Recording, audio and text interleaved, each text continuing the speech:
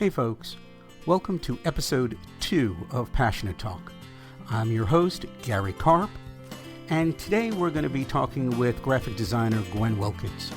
I first met Gwen on the set of Star Trek New Voyages Phase 2, and she is a wonderful, wonderful gal with a great sense of humor and a bubbly personality. She just leaps off the page every time you meet her. We're going to discuss a little bit about her college journey and how she was homeless for a while attending college. We're also going to discuss a little bit about DC versus Marvel and whether she considers herself a DC gal or a Marvel gal.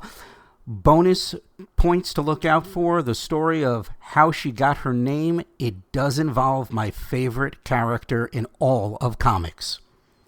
Now, we're also going to talk a little bit about how she developed her spiritual beliefs and how she uses them in her everyday life. And she's going to share with us her 3 rules for succeeding in life and being able to manage through every situation. So right now, sit back, relax, grab a cup of coffee or some tea, and enjoy my conversation with Gwen. I would like to cook my tofu, so just bear that in mind. I am in theory going to work tomorrow, so who needs work? I know, right? Who needs a damn paycheck?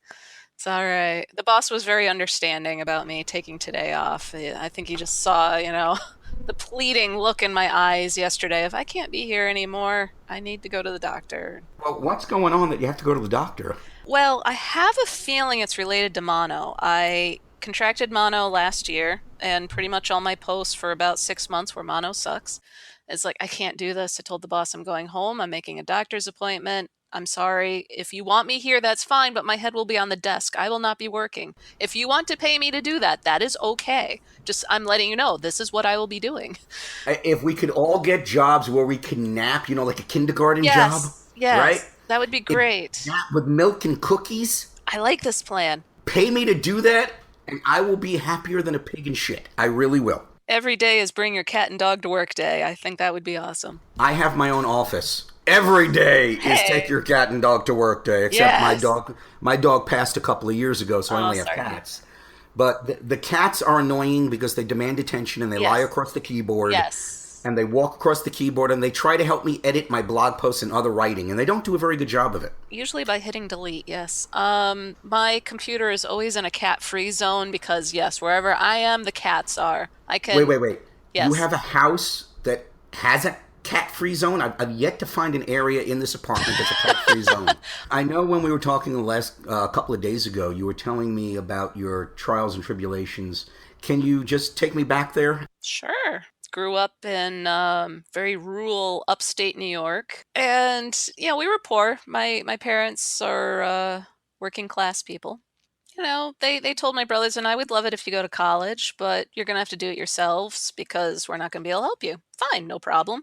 In my senior year of high school, I applied for every scholarship I could and got, decent amount together, not enough to pay for all my tuition, but I wanted to go to the Art Institute of Pittsburgh, much to my mother's chagrin. She asked, can't you just go to a community college?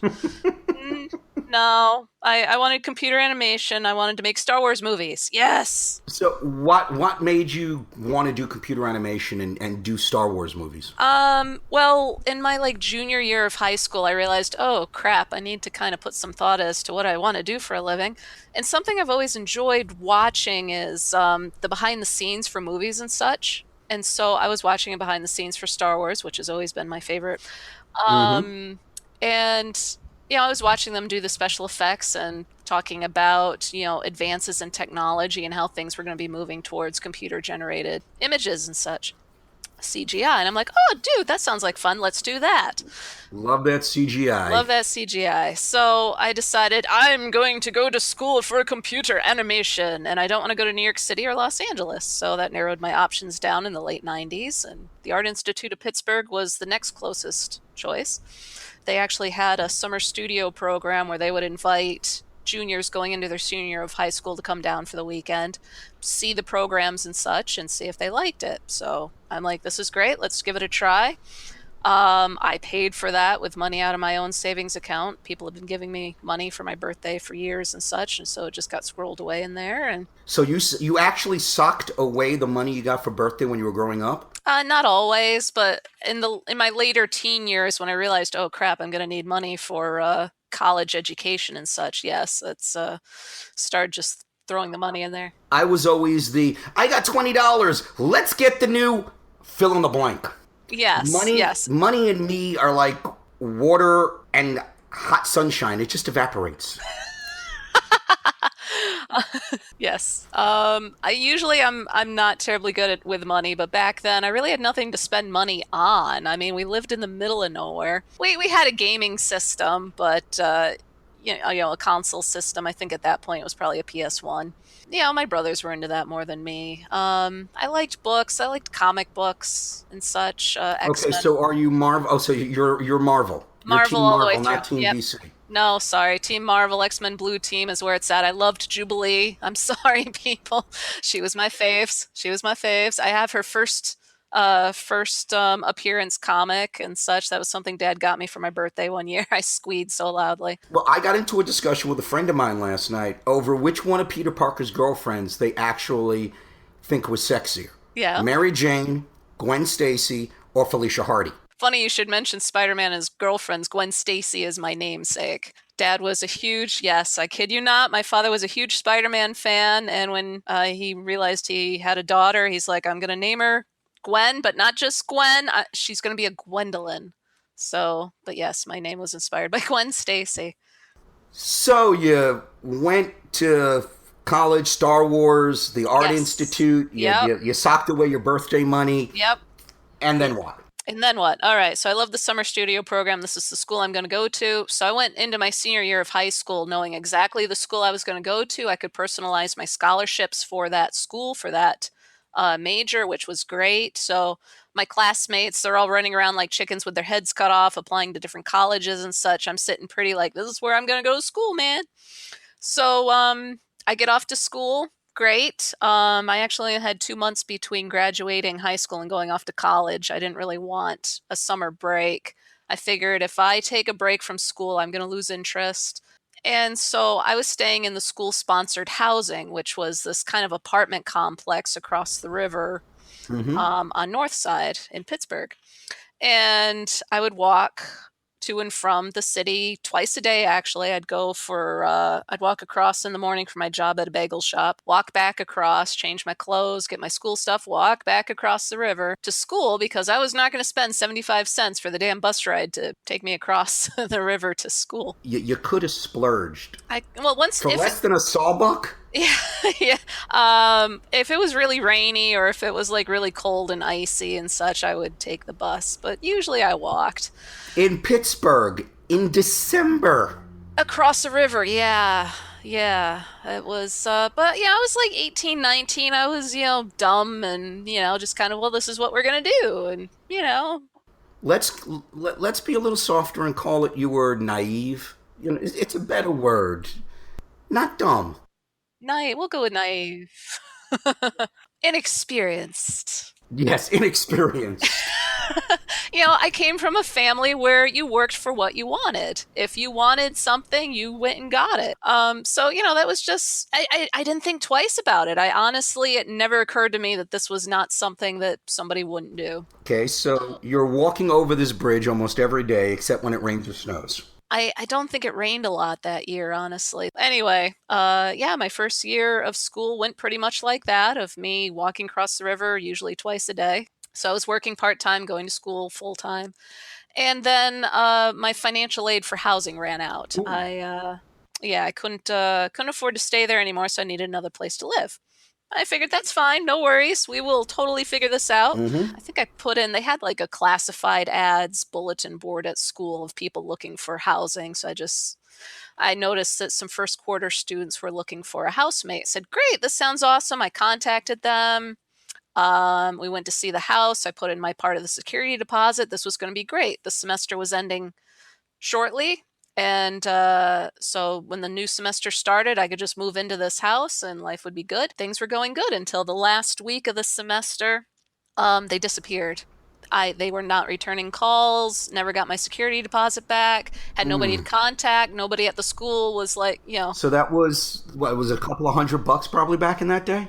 probably, yeah, I would imagine it was right about that, yeah. For someone who would prefer to walk over a bridge unless there's 4 feet of snow on the ground because they don't want to spend the 75 cents, I'm imagining that losing the couple of $100 for the deposit on top of, oh my God, where am I going to stay? That's got to be a big thing. Yeah, it was scary. Again, just going back to that naivete, it was, well, okay, we'll figure something out. So, in that week that was left of the semester, I'd continue my walks across the bridge.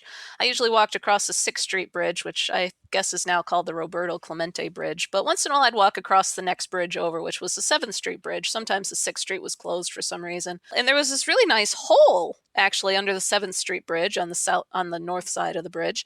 I'm like, ooh, I could live in there. I could keep my clothes clean in big garbage bags that I could get from work. This would work. When I go home at the end of the semester, I could grab a sleeping bag. That'd be okay. So you were planning on taking your student housing and living in a hole under the bridge. Yeah. Yeah. That sounded like a great plan at the time. I don't know what I was thinking.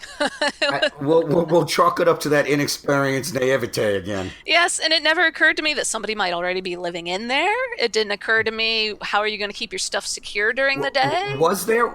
I mean, did you actually go down there with like a backpack and a hot plate, and there was somebody sitting there? No, no, I didn't make it that far. Fortunately, never, it was plan C. At the time it was plan B. Plan A was my roommate in the school sponsored housing. She offered to let me kind of hide out in the apartment until I found a place to stay. I thought, well, that's mighty sweet of you. But there was going to be another roommate coming in, so it would have been 4 girls instead of 3 in this tiny little 2-bedroom apartment. I didn't think that would work out really well. That was plan A. Plan B was becoming a bridge troll. However, plan C materialized quite unexpectedly. In the midst of all this, I had met a young gentleman by the name of Rick, who is, interestingly enough, now my husband. Oh, cool. Yeah, I know, right? He was a friend of my brother's who knew that both Rick and I were going to the same school and that our parents lived near each other, like 45 minutes away, which, what are the odds? And so he kind of got us together. He was saying, hey, Rick's got a car. Gwen's taking the Greyhound in between semesters. Why don't Gwen hitch a ride with Rick, give him some gas money? Win-win for everybody. It's like, okay, sounds good to me. So I started taking rides to and from school with Rick instead of taking the Greyhound or dragging my parents down to Pittsburgh to come get me, which they didn't really like doing. I think they only did it like 3 times. Understandably so. It's a long ass drive. It's like 8 hours, I think. When you're stuck in a car with somebody for 7, 8 hours, you get to know them. So Rick and I, we had gotten to know each other a fair bit on these trips back and forth. And I had told him, about my housing situation. And through all this, I wasn't really all that troubled. Yeah, it sounds like that you really take everything in stride, because I know me, the kind of person I was when I was 18. If what happened to you happened to me, I would have lost it. When I was running out of money on my food card, I burst into tears. Every situation was a diva, melodramatic moment for me. The world is ending. I actually had none of that. And the reason was, I felt there was no logical reason for me to be in college in the first place. I was the first person in my family for like 3 generations to go to school. My parents were only high school educated. Their parents were only high school educated. So there was really no reason at all for me to be going to school in the first place. I felt this was the act of providence, universe, God, whatever you want to say. I felt there was no reason at all that I'd have to drop out of school for some silly reason, like not having a place to live. So again, going back to that, naivete, that complete faith that all I have to do is keep calm, not freak out, and keep my eyes open, obviously, for opportunities. Do what I could, don't just sit back. Don't be the story of the guy in the flood. And I sent you 2 boats and a helicopter. What you were? Yeah, I love that story. Exactly. I didn't want to be that guy. Can we just take a moment for our listeners who may not know that joke for me to tell that joke? Because that's Yes. a great. This is okay. So, folks, blame this on Gwen if you don't find this funny, but this is one of Woohoo. my favorite jokes because the message it says. Mm-hmm. And it says that the joke says that there was a town one day and it was been raining forever. And the water is up to this guy's chest. And everybody is leaving the town and they're all going, come with us, we'll take you to safety. And the man is like, no, I've been a good man, I've been a pious man, I've been a generous man. God will take care of me and God will save me. And all the people leave. And a few days later, the water is now up to the man's roof, and he's standing on the roof of his house. And the water is up to the roof, and a motorboat goes by, and the people in the boat goes, jump in the boat, we'll take you to safety. And the man says, no, you go. I've been a pious man, I've been a good man, I've been a generous man. God will save me. And the boat leaves. The next day, the man's standing on the roof, and the water's up to his waist. And another boat comes by and they say, jump in the boat, we'll take you to safety. And the man says, no, you go. God will protect me. I've been a good man, a pious man, a generous man. God will not let me drown. Well, finally, the water comes up to the man's chin. And a helicopter flies over and drops a ladder. And the pilot on the bullhorn says, grab the ladder, we will fly you to safety. And the man waves them off, saying that God will protect him, that he was a good man, a pious man, a generous man, that God will not let him drown. The next day, the man drowns. And he goes up to heaven, and in front of the pearly gates, he's standing in front of God, and he looks at God, and he says, I don't understand, God. I was a good man, a pious man, a generous man. Why would you let me drown? God looks at him and says, I sent 2 boats and a helicopter. What else do you want? Yep. And the lesson that I've always taken from that is don't wait for Old Testament miracles. If there's something you want to do, if there's something that's you're passionate about, then by all means, go and do it. Look for signs in the mundane, because God doesn't always take and carve tablets out of stone for people. Mm-hmm. Sometimes it's the simplest things. Gwen, thank you for reminding me of that joke, because that's one of my favorite stories of all time. Yes. So, you didn't want to be the guy with the helicopters. Go. Right. Yeah, I had complete faith, but I also knew I had to take action. I had to do my part. I couldn't just sit back and let it happen. Rick was saying, well, hey, I have a friend whose parents, they just lost a bad roommate, so they're probably not going to be in the mood for a new one, but they might let you stay with them for like a month or two until you get your feet under you. I said, hey, that sounds a little better than the hole under the bridge. Let's do this. But, technically, as of the end of that semester, I was homeless. I had nowhere to live. But I had my faith. There's no reason why I should have to drop out of school just because I don't have somewhere to live. We'll figure this out. Just stay calm and we got this. So you were sitting here in a situation where financially your parents wanted to help, but they couldn't. Right. The school didn't have a good reason to help you because they weren't getting a buck back from them. Your options were a 2-bedroom apartment or a 1-bedroom apartment with 4 girls hiding out in the back like Anne Frank in the attic. Right, yes. It's a good analogy. Or living under a bridge like a troll if it already doesn't belong to someone. Right, which it likely did. And you still seemed remarkably blasé about it. Well, I'll figure it out somehow. Where does that come from? I have no idea. I want to say faith. Well, we'll go with faith. I'll go with naivete and experience. Is it faith in God? Is it faith in yourself? Is it faith in the universe? Probably all of the above. I really think it's to make quote-unquote miracles happen is kind of a tag team thing. You've got divinity kind of keeping an eye on the big picture, and you got yourself keeping an eye on what's in front of you. And if you work together, amazing things can happen. So, I mean, I this is going to sound so much like a bumper sticker. It's scary. But God really is the co-pilot. It's you are steering the car, looking at the road, and divinity, however you define that, is reading the map. Yeah. If I could use that as a metaphor. Sure. Yeah. So, God is my co-pilot. Yes. so where did you develop those beliefs? Did they come from your family? How did that come about? Quick fast forward. I've taken a very drastic shift in my spiritual views as an adult, but back then I was very Christian. Very Christian. Okay. I went to church. I had better attendance than the pastor, actually. I went to church of my own accord. My parents had always let religion, spirituality be our own call. They did not push any religion on us. If we wanted to be Jewish, I guess we could have. So I went to a Baptist church on my own since I was like, I think 7 years old. I wanted to go to heaven. I wanted to be a good girl, and this was the way you got to heaven. It's like, why isn't everybody going to church? This is the only way to get to heaven. I don't get it. Um, so I wasn't a Bible thumper though. I hated the concept of going door to door and have you heard about Jesus Christ, our Lord and Savior? I did not feel at all that it was right, proper, or appropriate to force your religion on somebody else. It had to be their choice.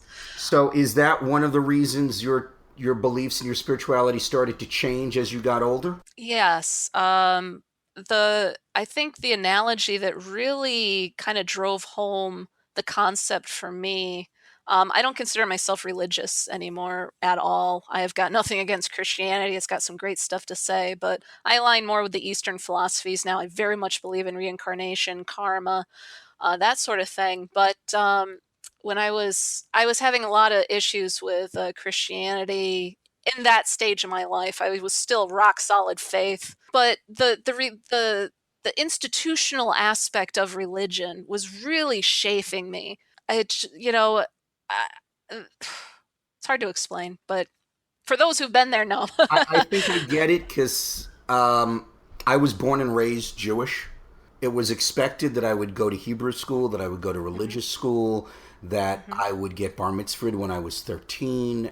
My spirituality took a more individual turn. That Right. I came to the point where the building, whether it's a church, a temple, a mosque, or a hole under a river, by a river under a bridge, is simply a gathering spot. There's no holiness there. The holiness, it really comes from the people, and all the building is there is to give you a sense of community. Right.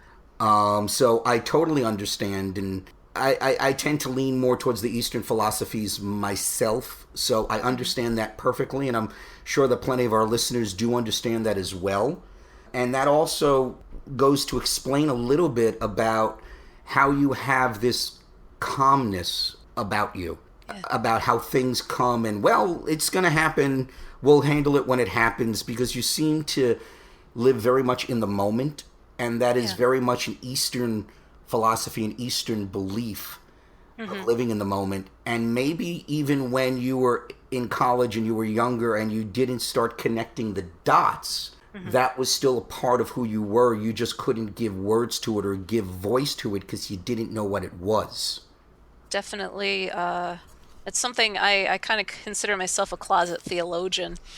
I love studying all religions. I've read quite a few holy books of various religions. Your thought process is limited by your vocabulary.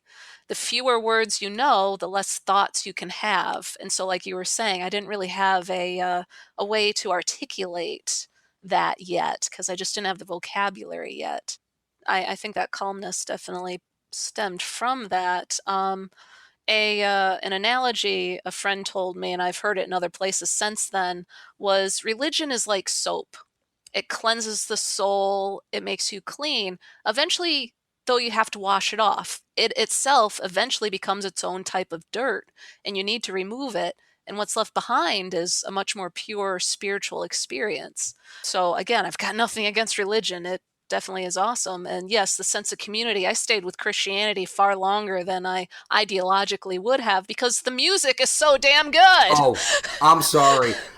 Born and raised a Jew, and I love that. There's something about gospel music. My mother got me Yes. into it. That is just wonderful. But we're veering off a little. This is good conversation. We're going to have a great It B is. roll for our listeners who want more. We'll be able to give them more eventually.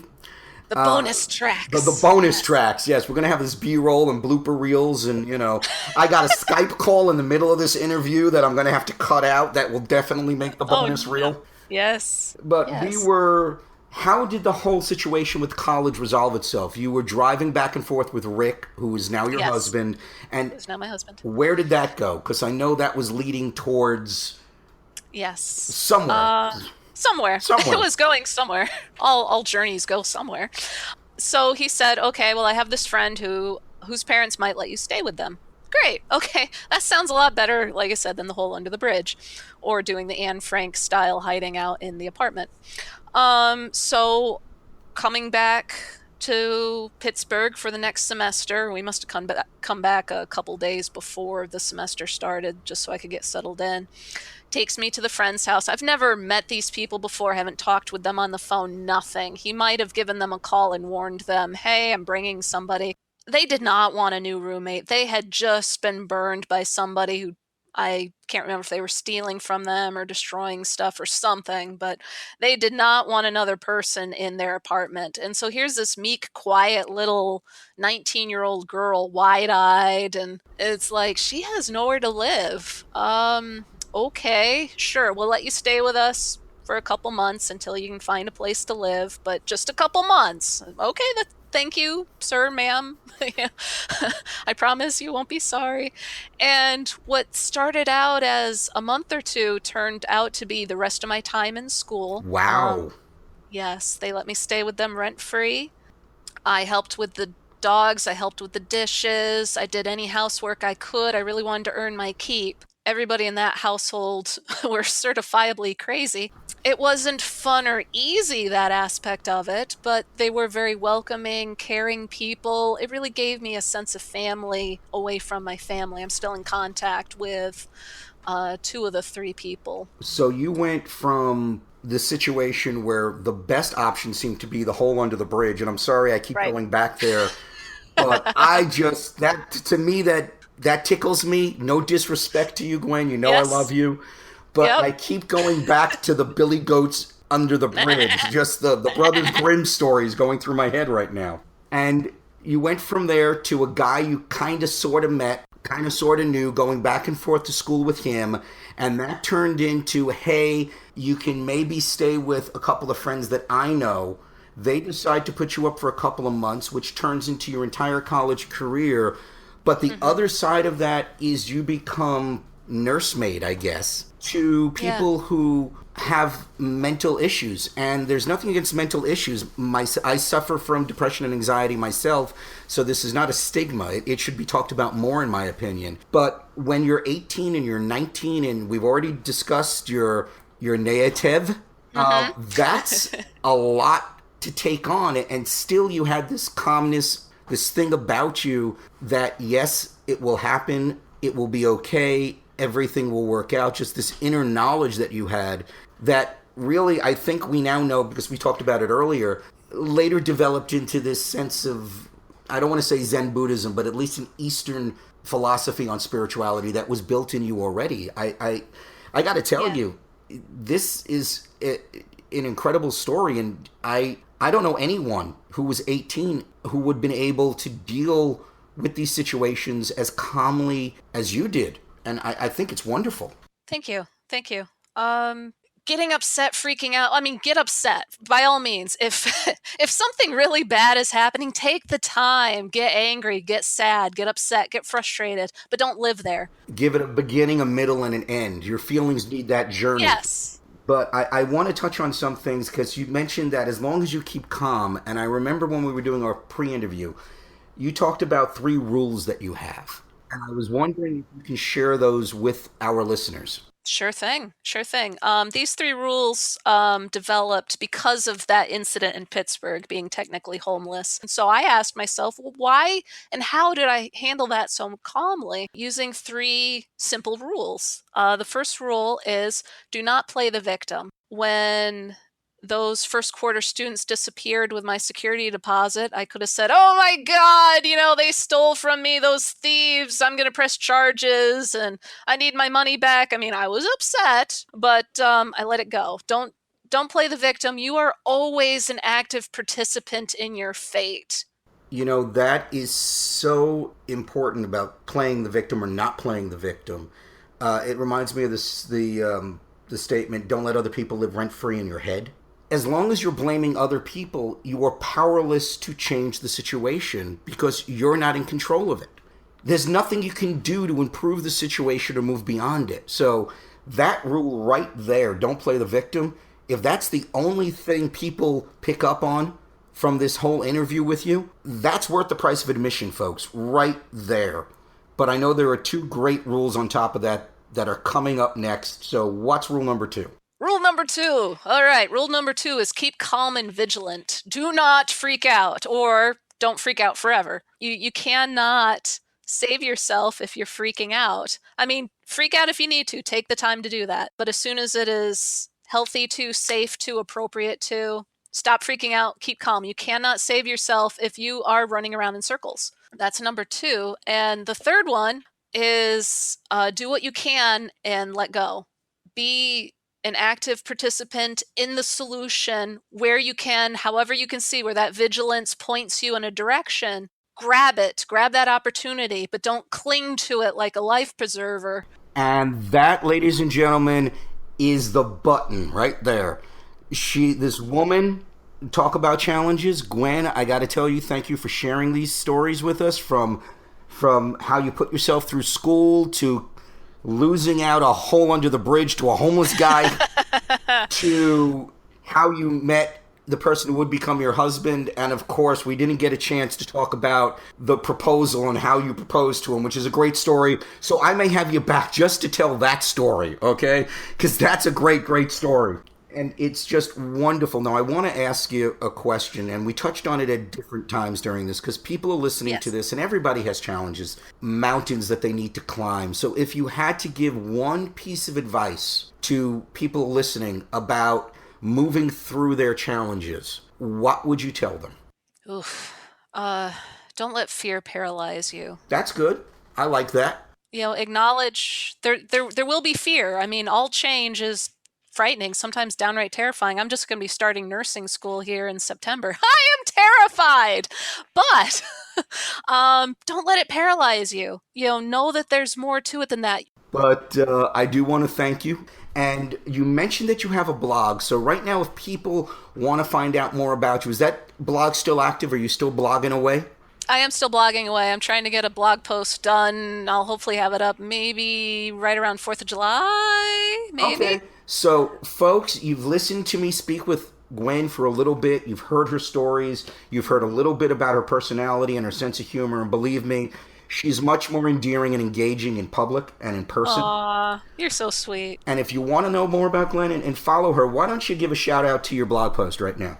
Okay, sure. My blog is, I'll spell it out, but I'll speak it first. It's Gwen's Worlds .blogspot.com. Ugh, it's awful. Anyway, so that's GWENS WORLDS .blogspot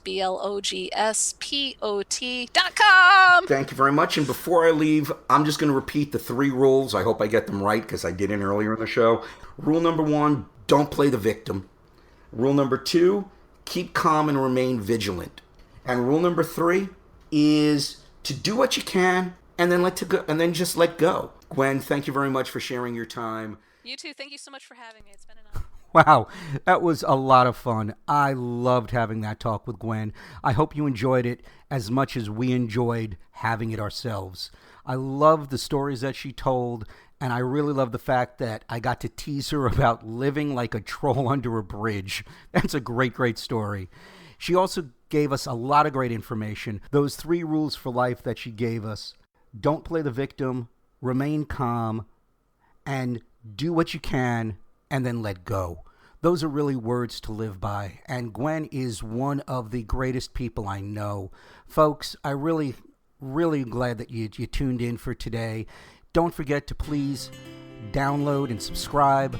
And if you like what you're hearing, please stop by iTunes and give us a 5-star rating and a nice review. This way we can reach more people and help more people find the podcast. So, until next time, follow your dreams and passions, and manifest the life that you choose.